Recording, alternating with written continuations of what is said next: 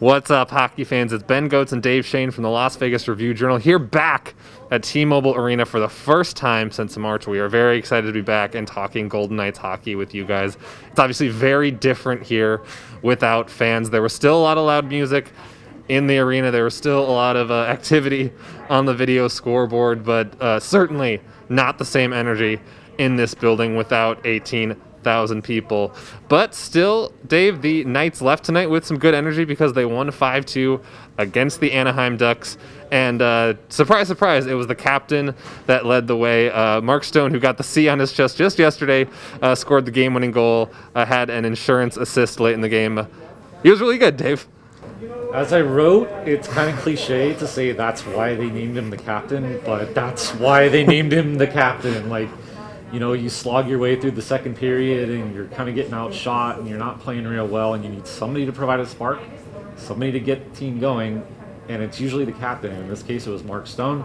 Scored 49 seconds into the third period for a 3-2 lead, and then really just an unbelievable individual effort to set up Max Pacioretty to make it 4-2. Yeah, and you mentioned, Dave, the Knights actually did kind of start out a little bit sloppy, as did the Ducks. There was actually 4 goals in the first period. Both teams had a lot of defensive zone breakdowns. It was certainly not the cleanest game of hockey for 40 minutes, which is probably to be expected with the shortened training camps and, of course, no preseason games this year. But ultimately, the Knights were able to rally in the third, Dave, and get the win.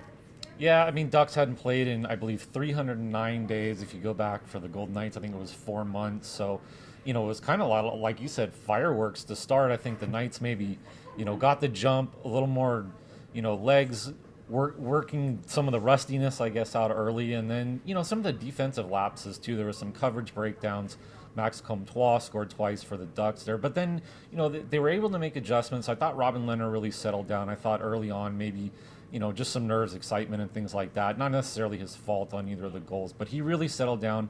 A couple of really good saves in the third period, a glove save, and then late on Danton Heinen's one-timer able to slide over.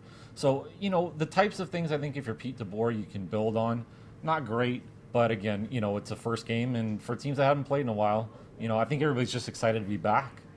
Yeah, Robin Lehner got the start tonight instead of Marc-Andre Fleury. It is the first Golden Knights season opener that Fleury did not start, but Lehner, of course, was one of the team's big offseason re-signings. He signed a 5-year, $25 million contract. One of the Knights' just big signings this offseason was, of course, Alex Pietrangelo, the star defenseman of the St. Louis Blues, now officially a Golden Knight. He made his debut tonight, Dave.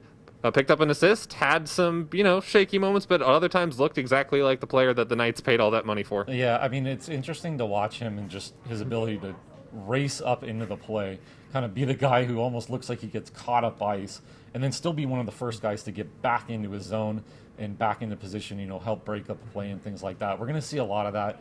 He's going to have a lot of free reign, a lot of, you know, times where he's kind of all over the ice. It seemed like maybe there was a couple times where I was kind of cringing, like, oh, what are you doing? But, you know, that's his game. That's who he is, and that's why he's been successful.